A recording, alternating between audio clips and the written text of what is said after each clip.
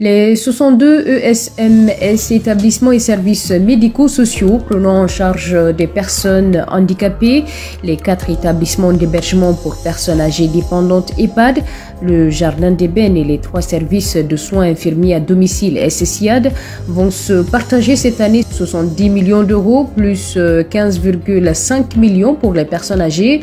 Les enveloppes affichent une hausse de plus de 10% par rapport aux actualisations, revalorisations et nouvelles mesures nationales.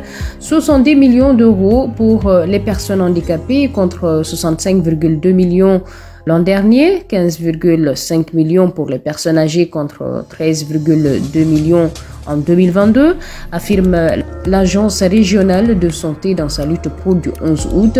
À ces sommes s'ajoutent environ 15 millions d'euros pour les personnes en difficulté spécifique PDS.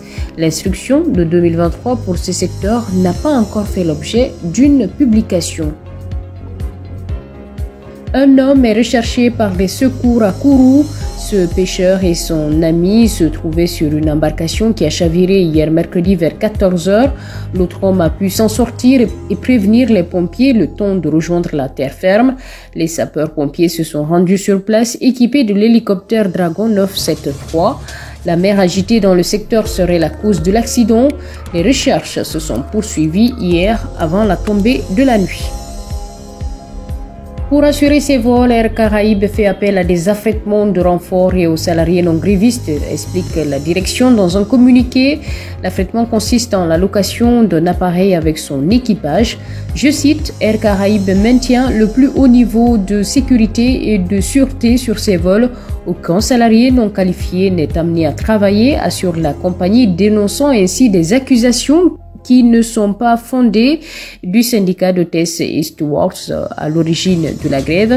Dans un communiqué, le SNPNCFO a affirmé que la direction remplaçait les chefs de cabine grévistes responsables de la sécurité de la cabine par des salariés en CDD sous contrat n'ayant pas suivi la formation adéquate. Selon le syndicat, la direction profite de l'obligation faite aux salariés grévistes de se déclarer 48 heures en avance pour réorganiser son activité. La direction rappelle que l'activité de la compagnie s'effectue sous le contrôle de la DGAC, la Direction générale de l'aviation civile, dépendant du ministère des Transports. Dans le ciel guyanais, les 3 premiers jours de la semaine ont été marqués par des épisodes orageux. Cela s'explique par un changement d'orientation des vents selon Météo France Guyane.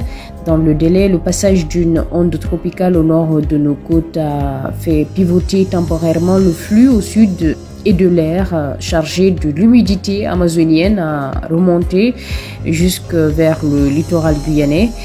Durant la nuit du mardi 15 au mercredi 16 août, de nombreux impacts de foudre sont tombés dans la zone de Cayenne et Remire-Montjoly. Néanmoins, pendant les 2 premiers jours de la semaine, la plupart des communes de Guyane ont été touchées par la pluie. Naomi Al-Natas en route vers l'Espagne. Après les États-Unis, l'Espagne, un nouveau défi pour la jeune Guyanaise qui signe là son premier contrat professionnel.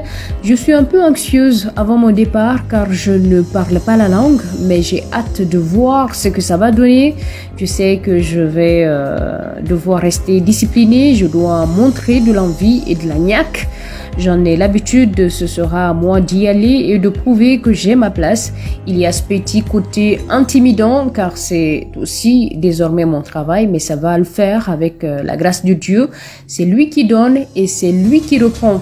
Après avoir marqué le sport universitaire américain pendant 6 années, Naomi Al-Natas s'attaque désormais à la division 1 espagnole. Après 6 années d'un mariage très mouvementé avec le Paris Saint-Germain, Neymar a mis un terme à son aventure parisienne en filant à Al Hilal qui lui fait un pont d'or pour rejoindre d'autres vedettes comme Cristiano Ronaldo, Karim Benzema ou Sadio Mané dans le richissime championnat saoudien. L'annonce du transfert a été faite en vidéo par le club saoudien sur le réseau social X, anciennement Twitter. Je suis ici en Arabie Saoudite, je suis d'Al Hilal. Il déclare en anglais le Brésilien de 31 ans vêtu du maillot bleu de son nouveau club.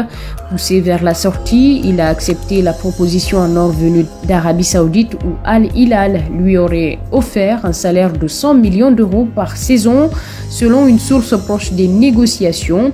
Le club a annoncé que le contrat était de 2 saisons. C'est la fin de ce flash. Merci de l'avoir suivi et à demain sur Radio Mayuri.